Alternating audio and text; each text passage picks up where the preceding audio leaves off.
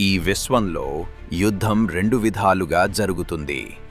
ఒకటి అహంకారానికి, ఇంకొకటి ధర్మానికి.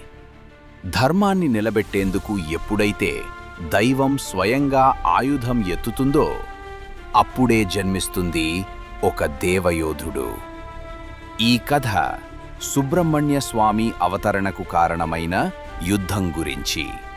ఇది తారకాసురుని వరంతో ప్రారంభమవుతుంది. పూర్వకాలంలో తారకాసురుడు అనే రాక్షసుడు అసాధారణమైన తపస్సు చేశాడు.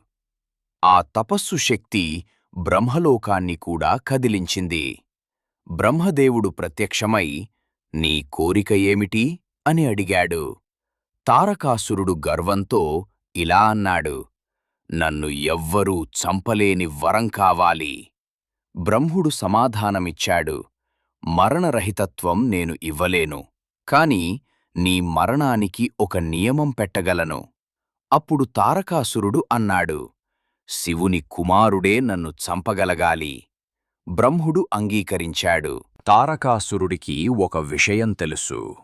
అప్పటికి శివుడు తీవ్రమైన తపస్సులో ఉన్నాడు. ఆయనకు కుమారుడు లేడు. అందుకే అతను భావించాడు, "నన్ను చంపేవాడు ఎప్పటికీ పుట్టడు." ఈ అహంకారంతోనే అతడు లోకాలను ఆక్రమించడం ప్రారంభించాడు. దేవతల యజ్ఞాలు ధ్వంసమయ్యాయి. ఇంద్రలోకం కంపించింది. భూమి మీద ఇంద్రుడు, వరుణుడు, అగ్ని, వాయు ఎవరూ తారకాసురుణ్ణి ఎదుర్కోలేకపోయారు. దేవలోకం అశాంతితో నిండిపోయింది. యజ్ఞాలు నిలిచిపోయాయి. మానవలోకంలో భయం వ్యాపించింది. చివరికి దేవతలందరూ బ్రహ్మదేవుని వద్దకు వెళ్లారు. వారు అడిగారు, "మీరు ఇచ్చిన వరమే మా వినాశనానికి కారణమైంది. ఇప్పుడు మాకు రక్షణ ఎవరు?" బ్రహ్ముడు గంభీరంగా అన్నాడు, "తారకాసురుని మరణానికి మార్గం ఉంది. కాని అది సాధారణ మార్గం కాదు." "దేవా, అది సాధారణ మార్గం కాకపోతే ఆ మార్గం ఏమిటి?" "తారకాసురుడు పొందిన వరమే అతని అంతానికి కారణమవుతుంది. అతన్ని సంహరించగలవాడు ఒక్కరే, శివుని కుమారుడు."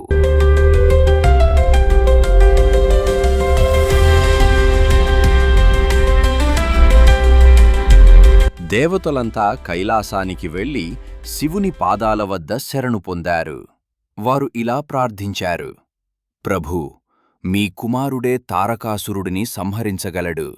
మీరు లోకరక్షణ కోసం అవతరించాలి." శివుడు మౌనంగా ఉన్నాడు.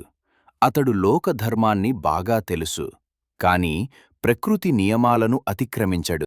అప్పుడు శివుడు అన్నాడు, "ధర్మానికి సమయం వచ్చినప్పుడు దైవశక్తి స్వయంగా రూపం దాలుస్తుంది." ఈ మాటలతో దేవతలకు ఒక ఆశ వెలిగింది. ఇది కేవలం యుద్ధ కథ కాదు.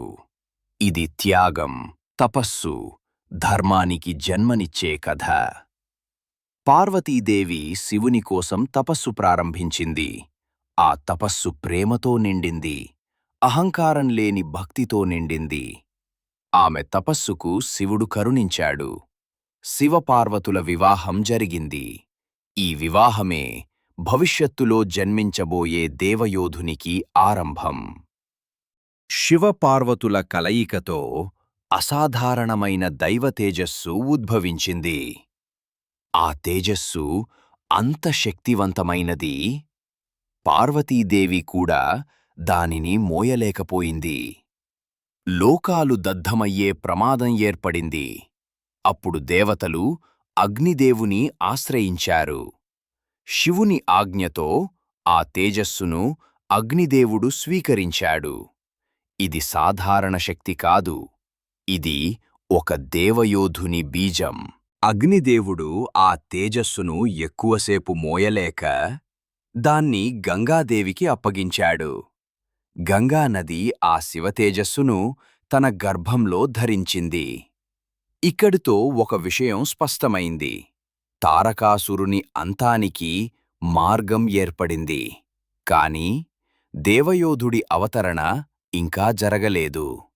దేవతలు ఎదురుచూస్తున్నారు, లోకాలు ప్రార్థిస్తున్నాయి, అజ్ఞానం ఇంకా పాలిస్తోంది. కాని శివుని తేజస్సు ఇప్పుడు గంగలో ఉంది. అది రూపం దాలిస్తే ధర్మయుద్ధం ప్రారంభమవుతుంది. తర్వాతి ఘట్టం: గంగలో జన్మించిన 6 శిశువులు. దేవయోధుని అవతరణ.